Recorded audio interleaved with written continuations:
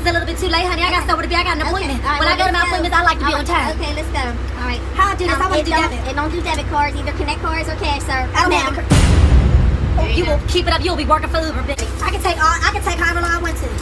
How many pennies? How much is the Don't take no pennies. It's $2.75. Well, pennies is all I got. Well, You're gonna break my machine, sir. I don't understand what the problem is. I'm paying you your money. Okay. Oh my gosh, what is taking this so long? Dad, could you just let me on, please, ma'am? Yes, sir. Really? Ma'am. Oh, you got it. Oh, you got it. You got it. Oh, Bye. you got it. Next bus. Wait for the next bus. Wait for the next bus. Wait for the next bus, okay? Aggravated assault. Aggravated assault.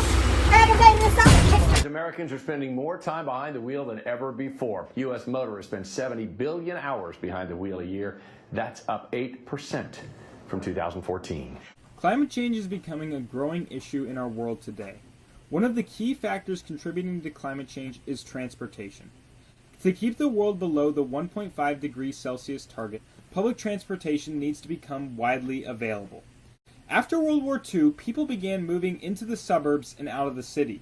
This caused the government to start building public transportation around the suburbs.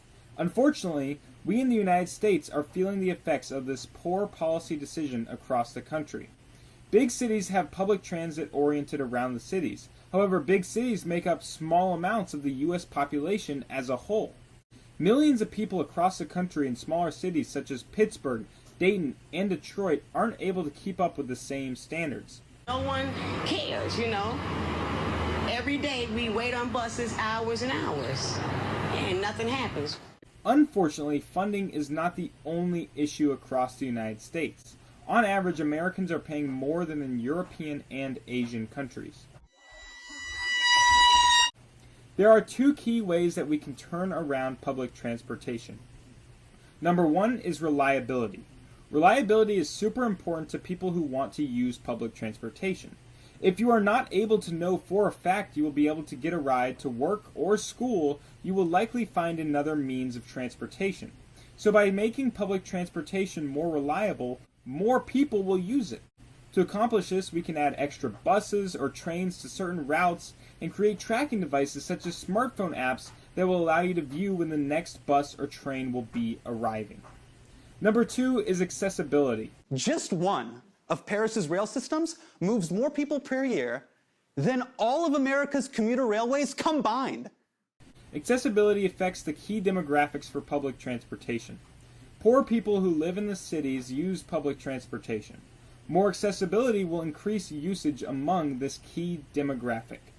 To change policy for the better, we can create more stops, making a grid-like pattern, decrease prices so that all people can use it, and finally create central transportation hubs so commuters can transfer from one means of transportation to the other.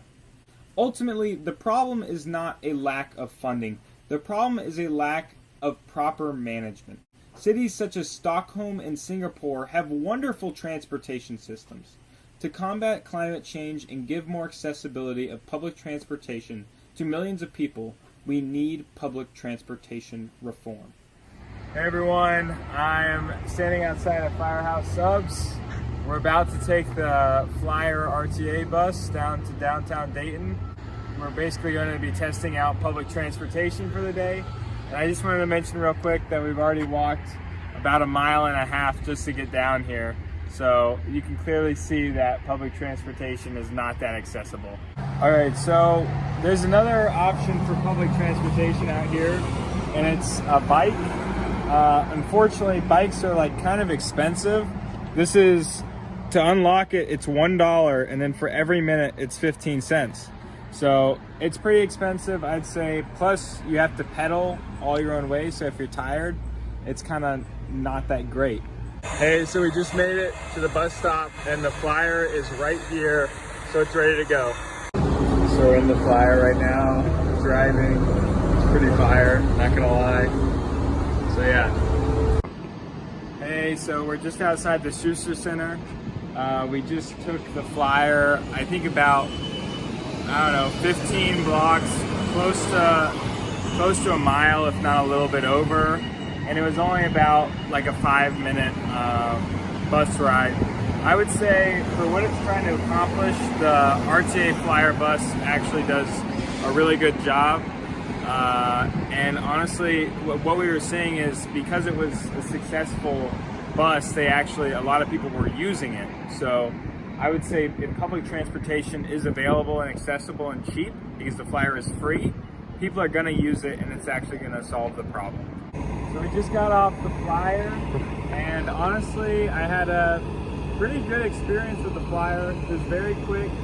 I think it did a great job at what it was trying to do, get people from point A to point B in downtown Dayton.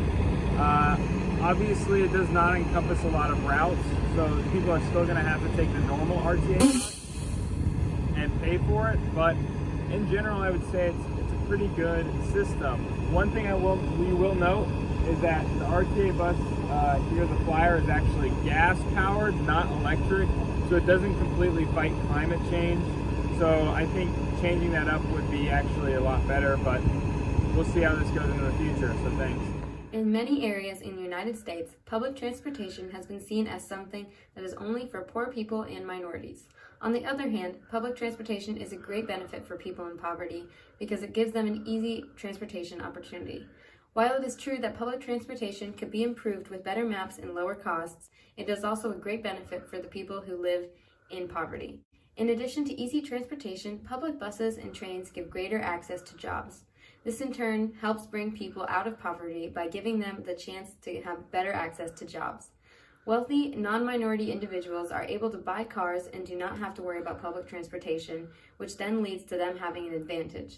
This advantage can be evened out with transportation to provide all citizens with the same opportunities. Low-wage workers, who are the ones most in need of transportation, are often hindered by the poor wait times and commuting delays that occur. You will lose your job, you're 5 minutes late. It is also common for low-wage workers to be working late shifts when it is even less likely for them to be able to catch the public bus or train. Another issue with the accessibility of public transportation is accessibility concerning disabled and elderly people. Most people with disabilities are often left without a good option on how to get to work or the grocery store because public transportation is inaccessible for them. The current transportation system is able to provide some benefits and can give these people a small advantage, but it could be greatly improved with better funding, road infrastructure, bus patterns, and more efficiency all around. I wonder when this bus will come. It's never on time. I need to get to work. Has this ever happened to you? Standing at a bus stop waiting for hours on end? We need to talk about transportation availability today.